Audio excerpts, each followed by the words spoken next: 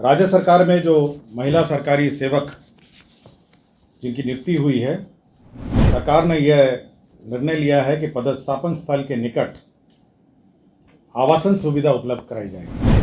तो सबसे पहला ये निर्णय बहुत महत्वपूर्ण निर्णय है कि जहाँ पर वो कार्य कर रही हैं वहाँ पे सुरक्षित आवासन सुविधा उपलब्ध कराइए। नमस्कार, आज मंत्रिपरिषद में 22 एजेंडा पर निर्णय हुआ है। सबसे महत्वपूर्ण जो एजेंडा है वो हमारे राज्य सरकार में महिला सरकारी सेवकों के संबंध में है।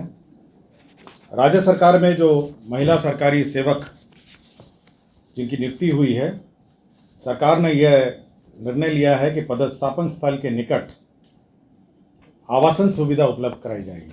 तो सबसे पहला ये निर्णय बहुत महत्वपूर्ण निर्णय है कि जहाँ पर वो कार्य कर रही हैं वहाँ पे सुरक्षित आवासन सुविधा उपलब्ध कराइए। इसके लिए पूरे राज्य में एक्सप्रेशन ऑफ इंटरेस्ट लोड किया जाएगा और इच्छुक मकान मालिकों का एक्सप्रेशन ऑफ इंटरेस्ट लिया जाएगा। साथ ही साथ जो अनुमंडल पदाधिकारी हैं उनके द्वारा जो किराया निर्धारण की व्यवस्था है उसके अंतर्गत, सरकारी किराया निर्धारण की व्यवस्था है उसके अंतर्गत होगा।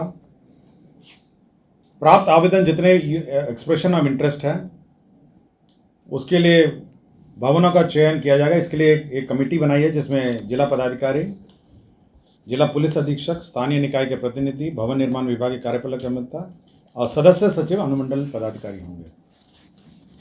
ये सभी लोग सभी जो भवन हैं उसको चेक करेंगे, सुरक्षा के दृष्टि से ठीक है या नहीं है, बिजली, जल, शौचालय सब चेक करेंगे।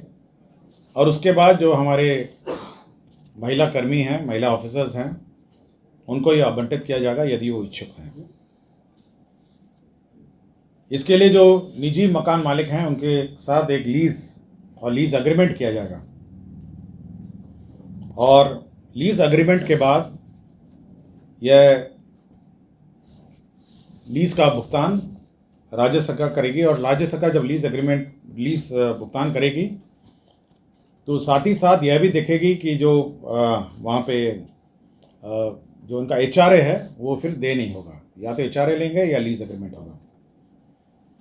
यह व्यवस्था सर्वप्रथम जो राज्य प्रमंडल और जिला मुख्यालय है वहाँ से शुरू की जाएगी। और जिन महिलाओं को जो अन्य क्षेत्र में रहते हैं, ब्लॉक में रहते हैं या अन्य गांव ग्रामीण क्षेत्र में रहते हैं, यदि उनको आवास चाहिए होगा वो अपने कार्यालय प्रधान के माध्यम से अनुमंडल पदाधिकारी को आवेदन देंगी और अनुमंडल पदाधिकारी उस क्रम में वह ये प्रक्रिया आरंभ करेंगे। तो ये पूरे राज्य में जितने भी महिला कर्मी हैं, जिला मुख्यालय में हैं, प्रमंडल और राज्य मुख्यालय में हैं, और साथ ही साथ जो हमारे क्षेत्र कर्मी हैं उन सभी के लिए लीज्ड अकोमोडेशन उपलब्ध कराएगा ताकि हमारी जो महिला ऑफिसर्स हैं और कर्मी हैं वह सुरक्षित रूप से क्षेत्रीय कार्यालयों में अपना कार्य कर सकें। आप ज़रूर पूछिएगा कि ये टीचर्स के लिए भी लागू है, क्योंकि वो सरकारी कर्मी हैं और सबसे ज़्यादा महिला कर्मी शिक्षा विभाग में हैं। यह व्यवस्था उन पर भी लागू है। मैं पहले ही बता दिया कि ये शिक्षा विभाग पर भी लागू है। सब महिला बहुत ह्यूज संख्या में ना, शिक्षा विभाग में तो आपको 50 से ऊपर हैं, 50% से ऊपर के आसपास होंगे और 6 लाख हैं तो मोटा मोटी आप समझ लीजिए 3 लाख तो महिला कर्मी होंगे। और बाकी अन्य विभाग में भी जो परसेंटेज ऑफ रिक्रूटमेंट है 35% जो शैक्षिक आरक्षण है महिलाओं का और 3% 90 जो महिलाओं के लिए आरक्षित है, पिछड़ी जाति वर्ग की महिलाओं के लिए 3% है, और छोड़ के 97 का 35% जो है शैक्षिक आरक्षण महिलाओं का है। तो इसलिए बड़ी संख्या में विमेन ऑफिसर्स हैं और विमेन कर्मी भी हैं।